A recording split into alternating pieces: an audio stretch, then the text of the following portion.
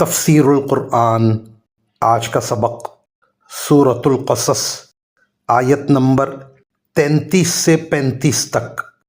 اعوذ باللہ من الشیطان الرجیم، بسم اللہ الرحمن الرحیم۔ قال رب انی قتلت منہم نفسا فأخاف ان یقتلون وأخی ہارون هو أفصح منی لسانا فأرسله معي يرد أن يصدقني إني أخاف أن يكذبون قال سنشد عضدك بأخيك ونجعل لكما سلطانا فلا يصلون إليكما بآياتنا أنتما ومن اتبعكما الغالبون۔ ترجمہ۔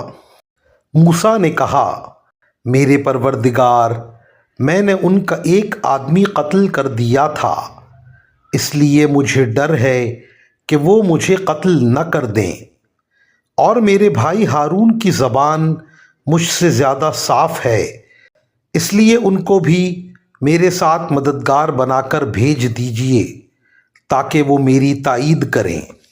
مجھے اندیشہ ہے کہ وہ لوگ مجھے جھٹلائیں گے۔ ارشاد ہوا، ہم تمہارے بھائی کے ذریعے تمہارے ہاتھ مضبوط کیے دیتے ہیں اور تم دونوں کو ایسا دبدبا عطا کر دیتے ہیں کہ ان کو ہماری نشانیوں کی برکت سے تم پر دسترس حاصل نہیں ہوگی، تم اور تمہارے پیروکار ہی غالب رہو گے۔ ان آیات کی تفسیر میں مفسرین کرام فرماتے ہیں، جیسا کہ سورہ طٰہٰ میں گزرا ہے، بچپن میں حضرت موسیٰ علیہ السلام نے ایک انگارہ زبان پر رکھ لیا تھا، جس کی وجہ سے ان کی زبان میں تھوڑی سی لکنت پیدا ہو گئی تھی۔